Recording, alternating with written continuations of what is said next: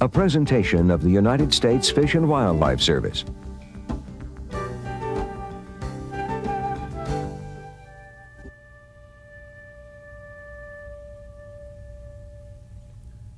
On the far southeastern corner of Bosque del Apache National Wildlife Refuge stands San Pascualito Mesa.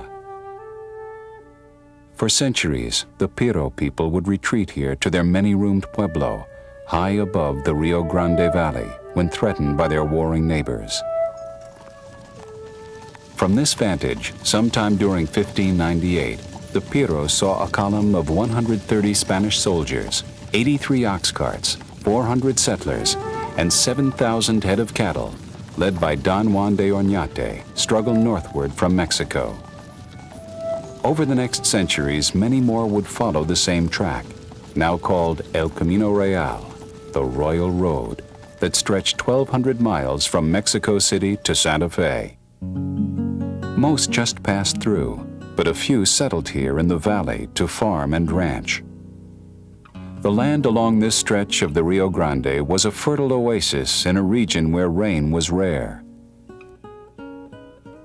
Every spring, the river, swollen with snowmelt from the Rockies, would crest its banks and flood the valley floor, depositing nutrient-rich silt. Cottonwood and willows grew thick in the valley bottoms. There were large expanses of marsh where waterfowl flourished. Game was plentiful. Every few years, a catastrophic flood would rearrange the landscape, scouring out the wetlands, flushing away the salts, clearing the clogged brush. The river in its rampage often changed course, leaving behind open bodies of water called oxbows in its former channel.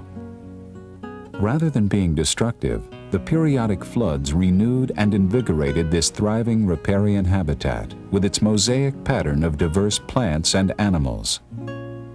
But for farmers in the valley to succeed and for towns to prosper, they needed water they could depend upon in this arid region.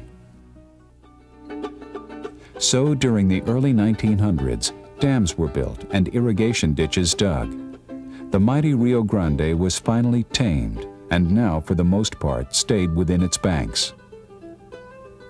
With the floods no longer revitalizing the bottomlands, most of the marshes and ponds grew over and filled in.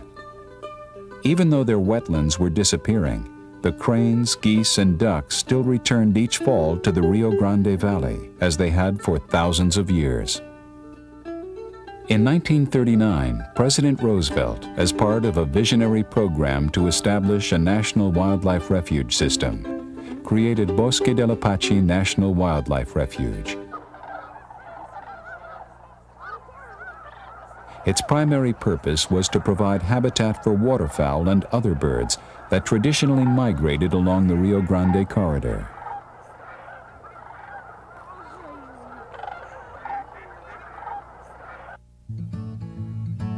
Bosque del Apache, encompassing almost 90 square miles, straddles the Rio Grande and fills the valley between the mountain ranges to the east and west.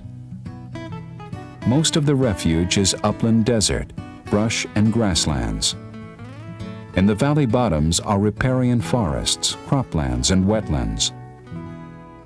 Only a small portion of the refuge to the west of the Rio Grande is intensively managed for migratory birds. Work on this section dates back to 1939, when the Civilian Conservation Corps constructed dikes, dug ditches, installed water control gates, and created the first water impoundments for waterfowl. At the time, there were only 17 sandhill cranes overwintering on the refuge and 30 snow geese. Today, more than 17,000 sandhills, 30,000 snow geese, and thousands of ducks use the refuge as their winter home. This stunning success did not come about because nature was allowed to take its course, but is the result of intensive habitat engineering and wildlife management that affects just about every aspect of life on Bosque del Apache. Water is what makes Bosque work. Without it, there would be desert. All the water on the refuge is where it is by design. A carefully engineered network of ditches and drains moves the water by gravity flow from the Rio Grande to the fields, the wetlands, riparian areas, and back to the river.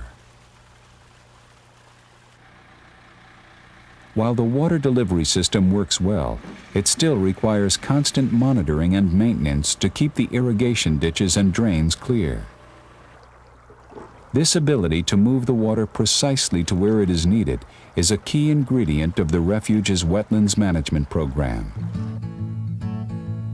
Some of the smaller impoundments on the Refuge are managed by controlled flooding, which encourages the growth of native food plants through what is called moist soil management.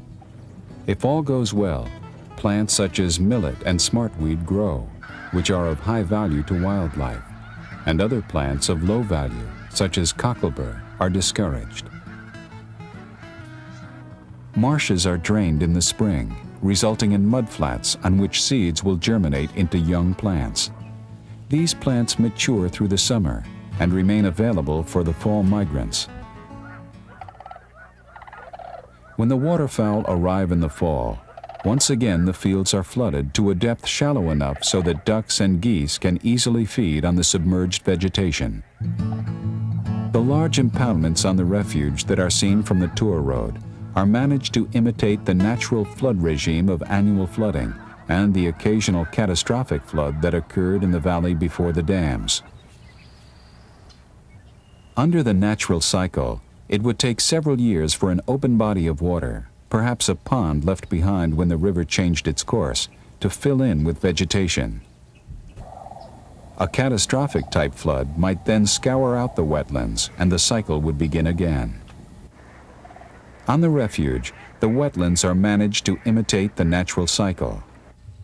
To begin a cycle, water is drained from the mature marsh, the land cleared, disked, plowed, and then refilled.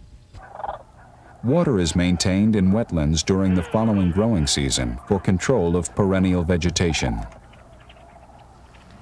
The following year, rich annual vegetation is produced when water is removed from the wetland. This vegetation benefits seed-eating wildlife, particularly waterfowl and small mammals. As the wetland ages, natural plant succession occurs. Perennial bulrushes and cattail replace annual vegetation. The roots and tubers of these plants are preferred food for geese and cranes. After a few years, woody vegetation begins to take over, which attracts other species of wildlife. The brush for songbird nesting, the denser underbrush providing cover for deer and other wildlife. After 5 to 6 years, the mature marsh loses its value to most species of wildlife. The marsh is then drained, and the cycle begins again. The Refuge is a mosaic of these wetlands, each at a different stage of succession. One of the most labor-intensive challenges on the Refuge is controlling the exotic plant tamarisk or salt cedar. A native of the Mediterranean and Asia, the shrub was brought to this country with good intentions as a soil stabilizer and to use as an ornamental. But it soon spread with a vengeance and now dominates riparian areas throughout the Southwest. It grows in dense thickets, crowding out native vegetation such as willows and cottonwoods.